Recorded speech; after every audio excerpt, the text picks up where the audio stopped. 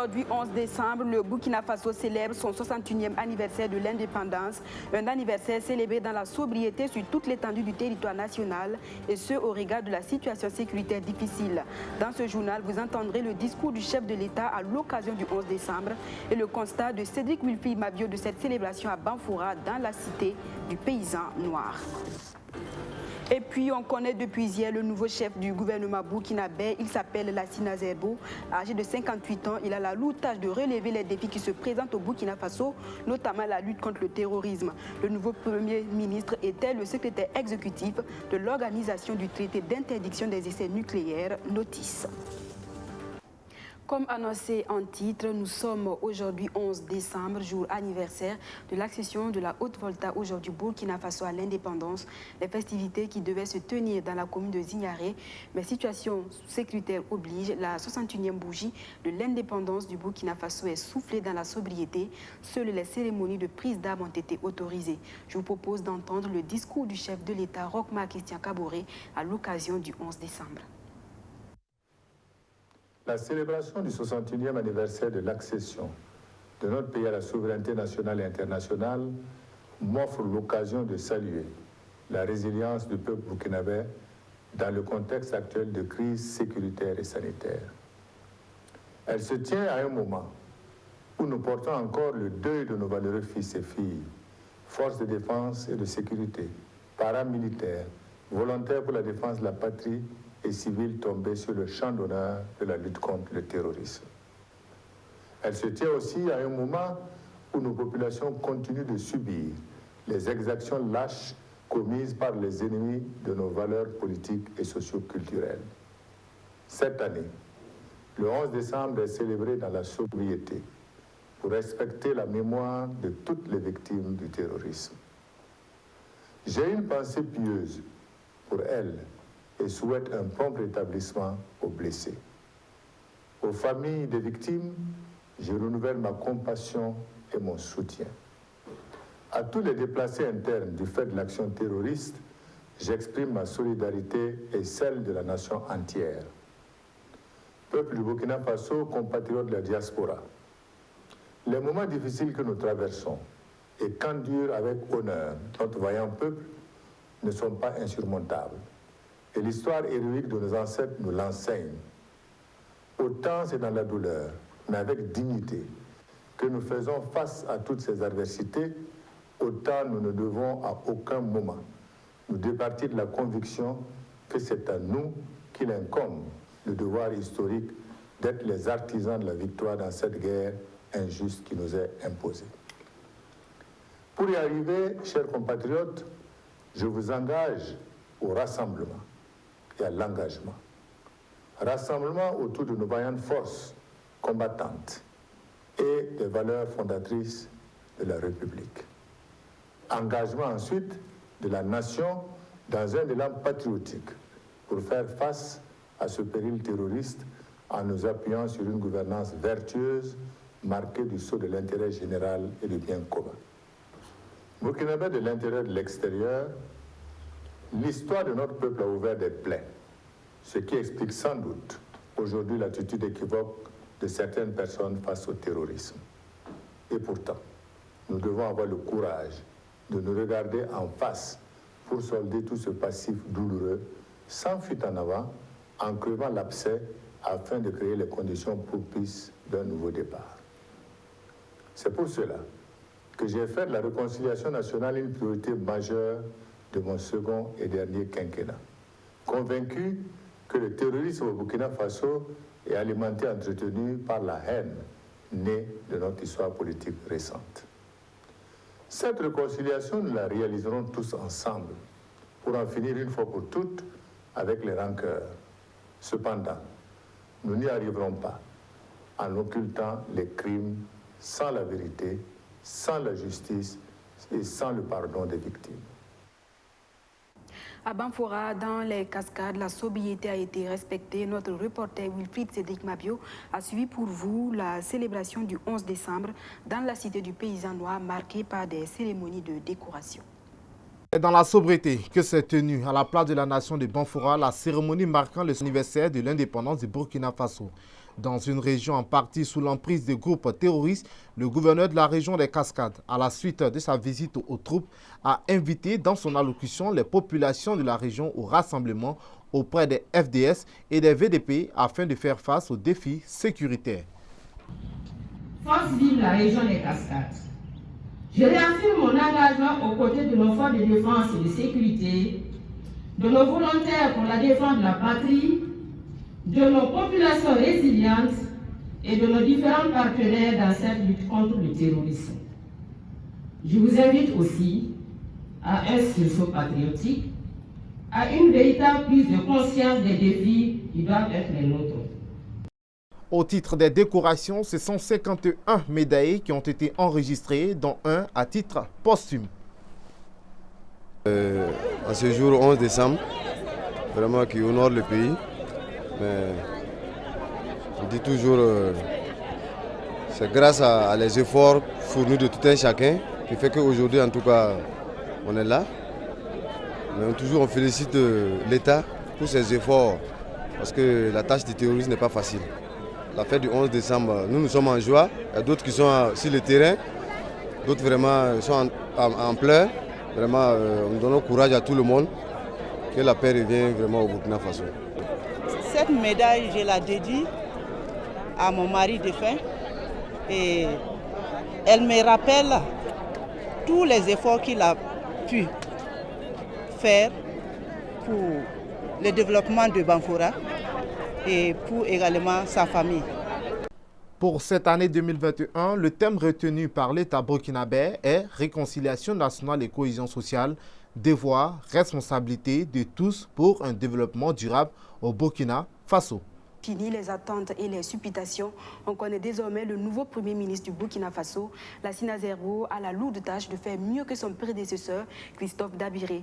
Il est surtout attendu sur le champ de la lutte contre le terrorisme. Le nouveau chef de l'exécutif burkinabé, âgé de 58 ans, est bien connu pour ses initiatives de développement des synergies entre la science et la démocratie en vue de la paix.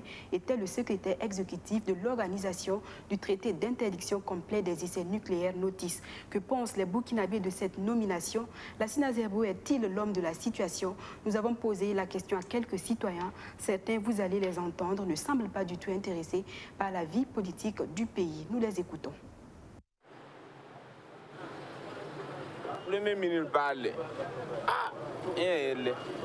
Un nouveau Premier ministre?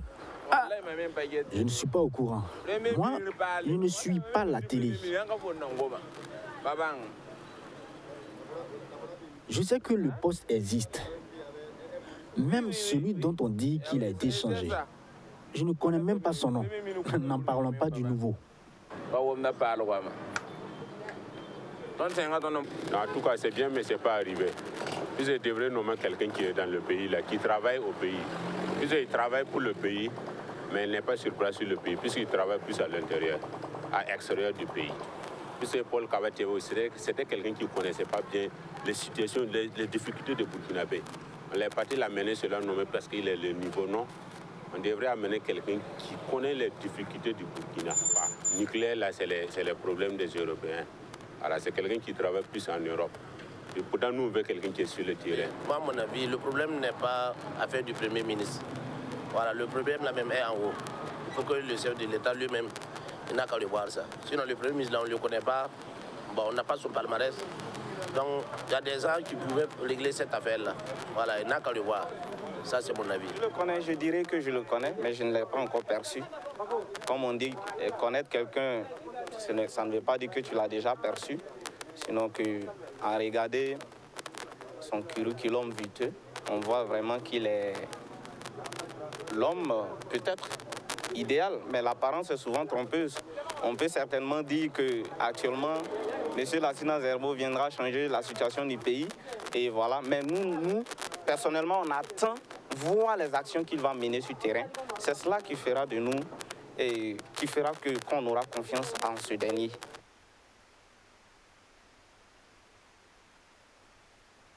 Politique toujours, le torchon continue de brûler entre Eddy Kombego et certains membres de son parti, le CDP, après avoir remporté le 9 décembre dernier son procès sur la tenue ou non du 8e congrès ordinaire du parti.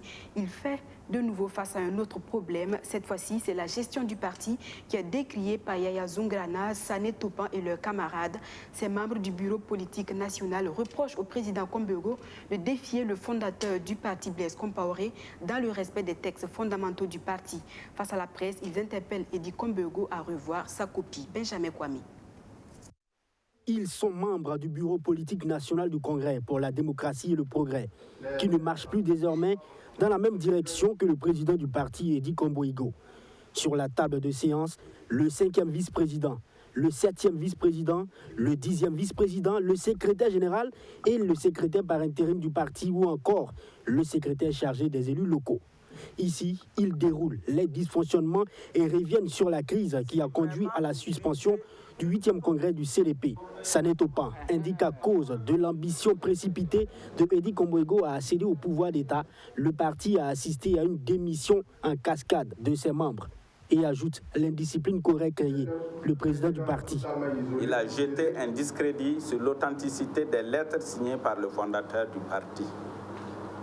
Il instrumentalise des militants à tenir des propos orduriers et inacceptables qui sont couverts par son silence complice. La gouvernance autoritaire et dictatoriale impulsée par le camarade président est la source de toutes les déviances qui plongent notre parti dans une si longue crise. Pour eux, le président du CDP fait fi des statuts et règlements du parti dans l'application de certaines décisions et adopte même une défiance au président d'honneur, comme dans la 3e lettre de Blaise Compaoré qui demandait de reporter le 8e congrès du parti pour être solidaire aux victimes d'attaques d'Inata et la transmission du projet du budget du dit congrès. Les prérogatives du président d'honneur faisant partie des tests fondamentaux n'étant pas respectées, Edi Komboigo se trouve à ce jour isolé et délaissé. Cette conférence n'est pas dirigée contre la personne intrinsèque du camarade Edi Komboigo. Nous parlons de notre président. Nous disons qu'Edi est esselé. Il l'est. C'est réel. Il l'est. Il l'est parce que sur les 11 vice-présidents de départ, il y a eu des démissions.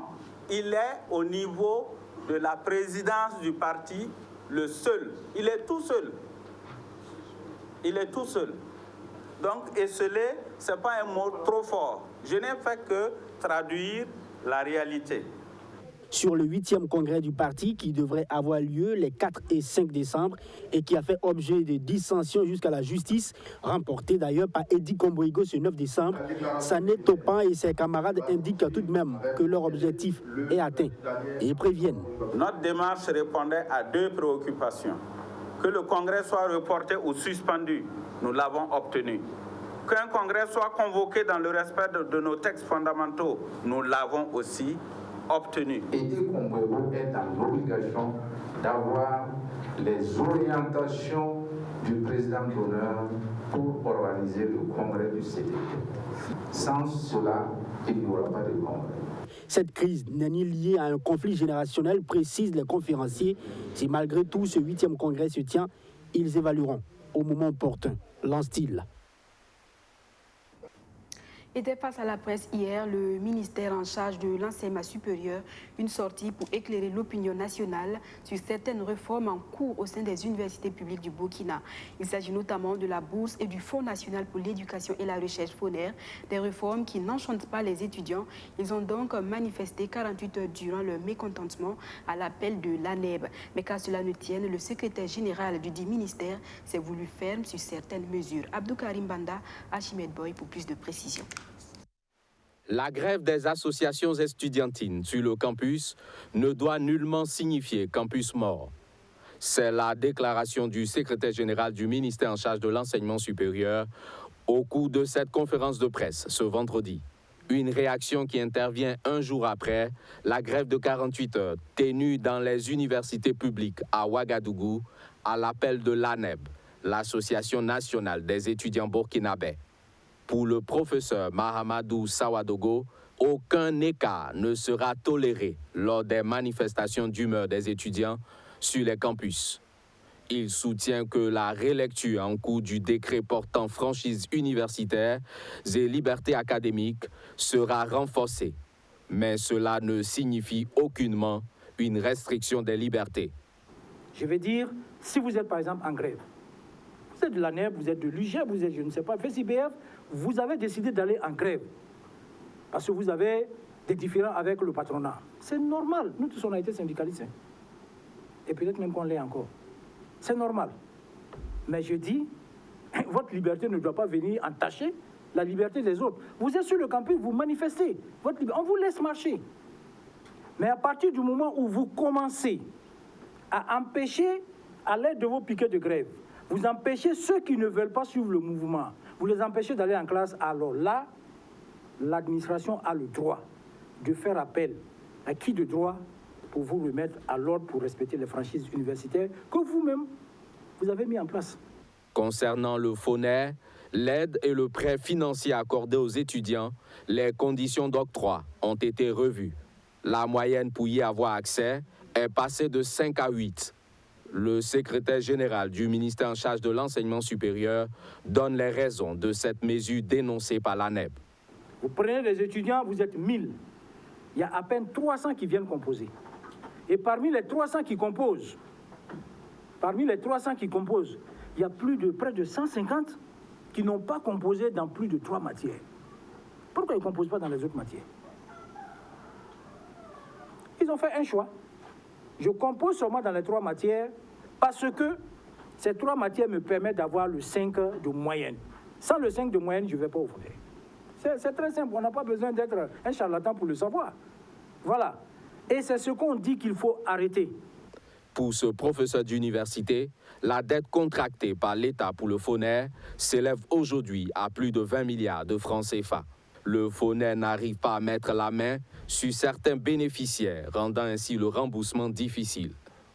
Mais il y a ceux qu'on n'arrive pas à identifier, mais il y a ceux même qui se cachent pour ne pas qu'on les identifie. Alors que ça devait être un acte patriote, volontaire. L'étudiant qui a eu cet argent pour se former et qui travaille devait avoir le réflexe logique de venir rembourser cet argent. C'est de ça qu'on parle. Donc je dis, je répète, la faute incombe plus à l'étudiant qu'à l'administration. À propos des résidences universitaires fermées et le transfert des étudiants vers la cité de l'IDS, le professeur Mahamadou Savadogo donne les principales raisons qui ont motivé cette décision. L'inadaptation de ces cités à l'hébergement étudiant, l'éloignement de ces cités avec les sites de prise de cours pour la grande majorité des étudiants UJKZ et le CIAO. Le nouveau site IDS les en a rapprochés. L'éloignement de ces cités avec les sites de restauration. La digitalisation amorcée pour l'accès aux restaurants universitaires n'exclut aucun étudiant, affirme le secrétaire général du dit ministère, qui rassure par ailleurs que les difficultés de transport via la Sotraco rencontrées par les étudiants sont en phase d'être résolues. À l'occasion du Ciné Droit Libre qui se tient sur le thème « Quel futur pour nos enfants ?», le comité d'organisation a tenu une conférence publique à l'intention des élèves et des étudiants de la ville de Ouagadougou. Cette conférence publique sur la démocratie était animée par l'homme politique sénégalais Cheikh Tidiane Gadio et l'économiste burkinabé Seydou Rassablga Ouetraogo. Pour ces deux hommes, le comportement et le leadership de certains dirigeants africains n'est pas en adéquation avec la démocratie, cette forme de gouvernance dans laquelle la souveraineté appartient au peuple. Amadou Diko, Justin Amontou. L'édition 2021 de Ciné Droit Libre veut marquer un grand pas dans la démocratie. Ce 6 décembre, ici à l'université Joseph Kizerbo de Ouagadougou, formateurs et étudiants sont en dialogue démocratique. Pour ces acteurs, la jeunesse africaine, c'est le futur de l'Afrique. Malheureusement, cette jeunesse est emprisonnée par un leadership qui n'est pas en phase avec la démocratie ni avec le développement du continent africain. J'ai posé le problème des constitutions qui ne sont pas opérationnelles, qu'on a copiées du maître du système colonial. On n'a rien cherché dans notre héritage, dans notre passé, dans la grandeur de l'Afrique pour nous inspirer. La plus grande tragédie du siècle dernier pour l'Afrique, ça peut être peut-être la question de Thomas Sankara, quand un jeune Africain s'est levé avec beaucoup de sympathie, de charisme, poser des questions simples sur la dette africaine, sur la pauvreté, sur comment unir ce continent et aller de l'avant. On a pensé que la meilleure façon de régler ce problème, c'était de le tuer. Une triste réalité qui maintient le continent africain dans un retard démocratique. Il faut vite revoir la base et aller au-delà des discours. Ce n'est pas les discours de Vatangere qui vont régler la question démocratique, non.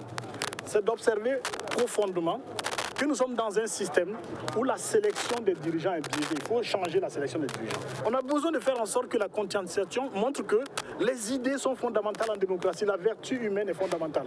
Donc c'est un travail quotidien qui ne va pas arriver demain matin, mais ce qui est le plus important, c'est la dynamique. Plusieurs défenseurs de la démocratie africaine sont souvent trahis et supprimés par nous-mêmes Africains. Parfois, pour des intérêts personnels. Il faut que la jeunesse travaille pour redonner au continent africain la valeur qu'il faut pour son développement. Dans la page santé, cela fait 2 années maintenant que la Covid-19 a fait son apparition au Burkina Faso.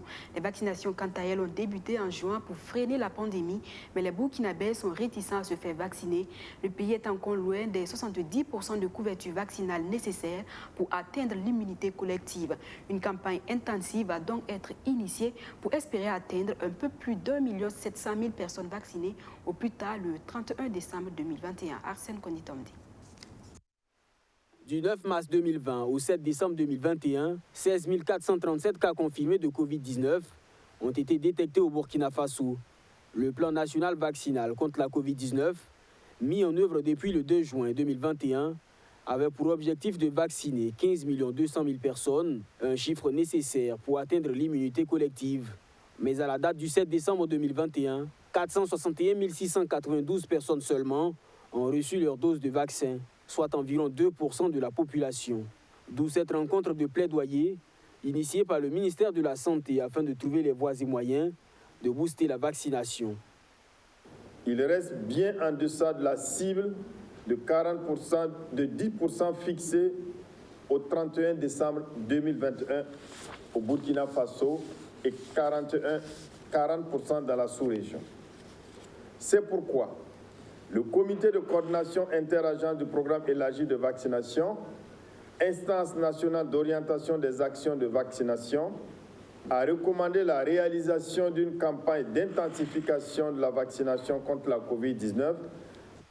Ces dernières semaines, le variant Omicron, détecté pour la première fois en Afrique du Sud, fait craindre un rebond des contaminations dans le monde. Du 14 au 23 décembre, le Burkina Faso va donc initier une campagne de vaccination intensive dans 4 régions du pays.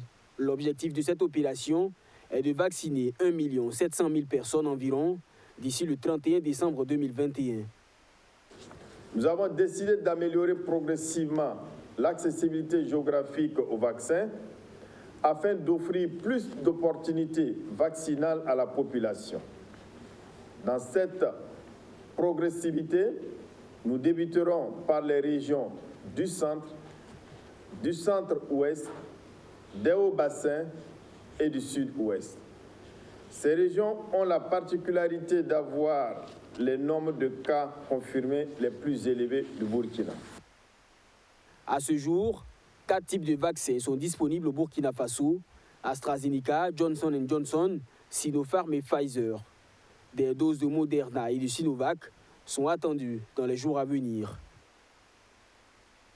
Et la mairie de Ouagadougou qui mise sur la participation citoyenne pour relever les défis qui se présentent à elle.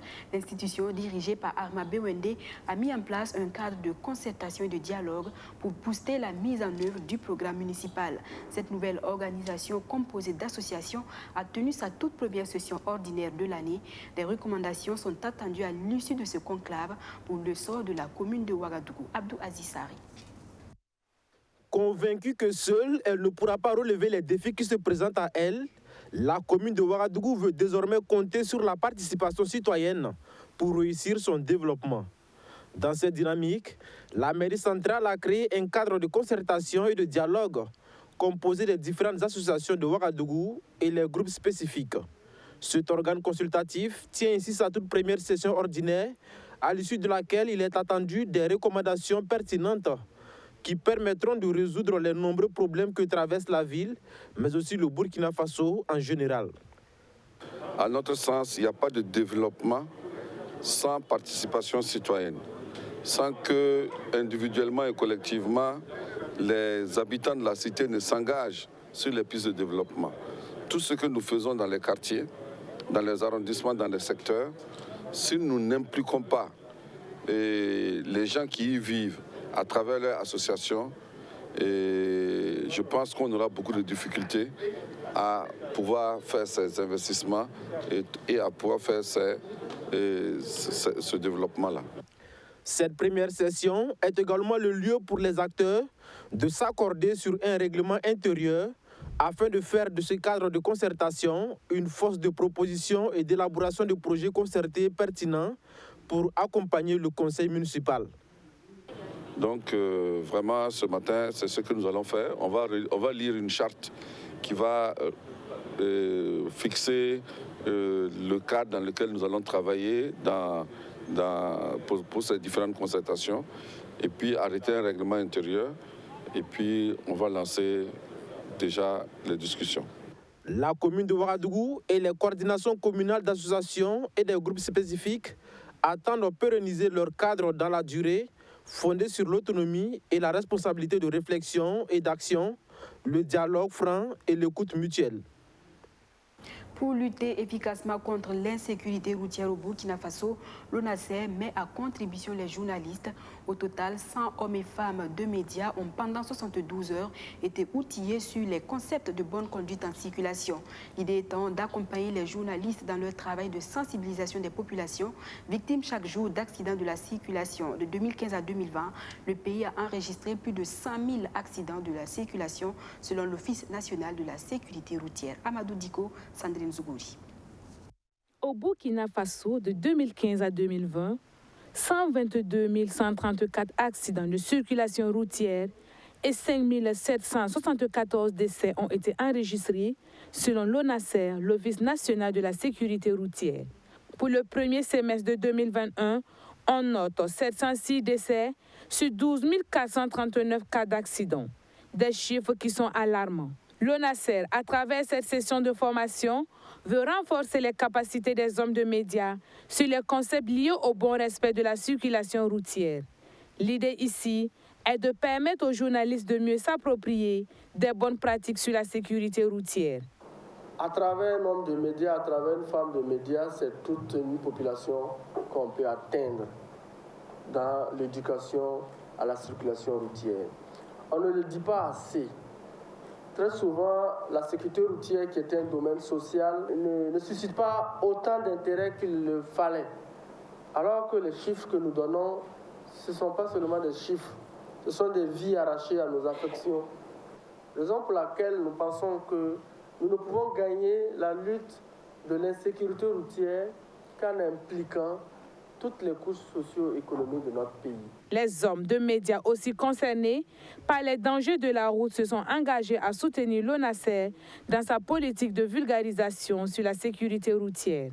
Beaucoup de journalistes entendent parler de sécurité routière, mais ne savent pas réellement qu'est-ce que cela engendre.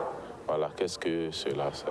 Donc cet atelier-là va nous permettre de nous spécialiser, d'être bien rompus au langage de sécurité routière et d'être un vecteur pour véhiculer le message qui est que en route, en circulation routière, il faut respecter les règles, il faut porter le casque pour ceux qui sont à moto, il faut respecter les feux tricolores, c'est-à-dire les règles de circulation. La vitesse, l'alcool, la distraction en circulation, le téléphone au volant, la méconnaissance du code de la route sont entre autres les causes principales liées à ces accidents de circulation. Ces 3 jours d'échange étaient aussi l'occasion pour les hommes de médias de faire des recommandations et suggestions, notamment liées au port obligatoire du casque et la répression des coupables. L'ENAREF et l'Université Senghor viennent de mettre sur le marché 23 auditeurs en fiscalité et gestion de l'entreprise. Après 2 ans de formation pour les uns et 1 an pour les autres, ils viennent de recevoir leur parchemin pour faire valoir leurs compétences. Le nom de baptême choisi par cette promotion 2019-2020 est Excellence, comme pour montrer leur détermination à être les meilleurs dans leur domaine. La cérémonie de sortie de promotion en son et en images avec Sandrine Zougouri. Des ovations bien méritées, pas parce qu'ils sont bien habillés, mais parce qu'ils sont les premiers auditeurs du Master Fiscalité et Gestion de l'entreprise de l'École nationale de régie financière et de l'Université Senghor. Ces pionniers de la fiscalité et gestion de l'entreprise en fin de formation ont été couronnés. Les diplômes en main, c'est un autre chapitre qui s'ouvre à eux. Avec l'excellence comme locomotive, d'où excellence comme nom de baptême, ces 23 récipiendaires veulent aussi apporter leur pierre dans la lutte contre le terrorisme. Le thème choisi est la fiscalité face aux défis sécuritaires. Comment l'administration fiscale peut recouvrer l'impôt efficacement dans les entreprises installées dans les zones sujettes à la crise sécuritaire. Cette invite à la réflexion est pour nous, diplômés en fiscalité et gestion des entreprises, la traduction de notre volonté à nous engager à mettre nos connaissances, nos compétences et nos énergies au service des entreprises nationales et ou internationales. Un véritable challenge se présente à nous, si bien que nous devons travailler en synergie d'action avec les aînés et les autres professionnels du domaine pour la création de l'ordre des fiscalistes en vue d'une meilleure organisation du métier du fiscaliste en général et celui de la fiscalité des entreprises en particulier. Après 2 années de formation pour certains d'entre nous et 1 an pour les autres, je peux vous assurer que nous sommes suffisamment nantis de connaissances et de compétences pour répondre honorablement aux aptitudes que confère le diplôme de master en FCG. Tout comme les diplômés, c'est un corps enseignant très satisfait des résultats de cette première promotion. 83%, c'est le taux de réussite. Sur les 27, 23 ont pu soutenir, 22 ont réussi leur soutenance, donc ont validé leur master et ça fait un taux de 83%. Et c'est justement ce master leur permet de pouvoir gérer la fiscalité au niveau de l'entreprise. Donc ça va leur permettre de pouvoir mieux faire leur déclaration d'impôts, mieux calculer les impôts et éviter effectivement les redressements fiscaux lorsque l'administration fiscale va venir pour les contrôles.